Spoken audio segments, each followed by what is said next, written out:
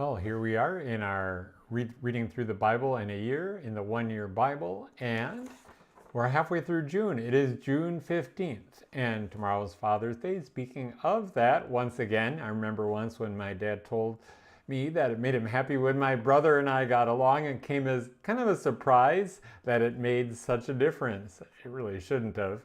As a father now, of course, I know what he meant. In fact, I'm looking forward to a few occasions when we'll be able to get all the kids together in the coming weeks and months. So today we have a little psalm, Psalm 133, that shares this lovely instruction about the importance of brothers getting along, and it's from King David, no less. Verse 1 says, "Behold, how good and pleasant it is when brothers dwell in unity." That's literally when brothers also dwell together. If you remember the book of Deuteronomy in Israel, maybe you remember just from all of the different things that it says that family expectations were increased back then in Israel, especially compared to the way they are today. However, it goes beyond that. All Israelites, wealthy, not wealthy, including debtors, slaves, and even those who had transgressed the law in different ways, were still brothers and sisters in the eyes of God. And we have this verse to remind us that this expectation hasn't changed in the family of God.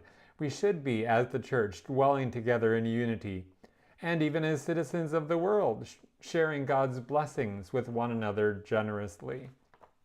Verse 2 says, "It is like the precious oil on the head running down on the beard of Aaron running down on the collar of his robes."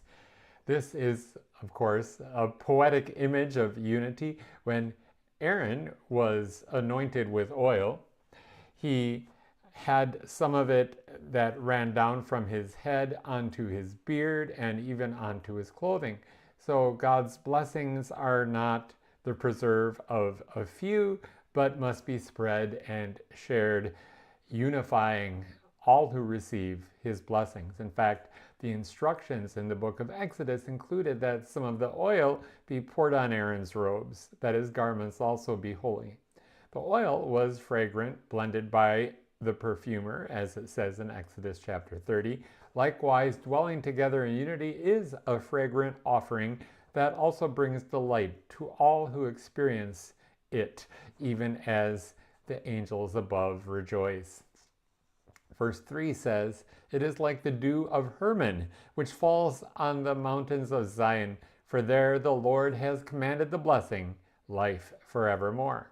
Hermon, the highest mountain in Israel, was proverbial for its heavy dew. Even Zion, as this verse says, could experience this gift. With this verse, once again, we have a poetic picture that is painted for us. Here we're reminded that God takes the initiative in bringing us together. True unity is a gift from above, descending on all God's people. It is something divinely bestowed rather than humanly contrived or even achieved.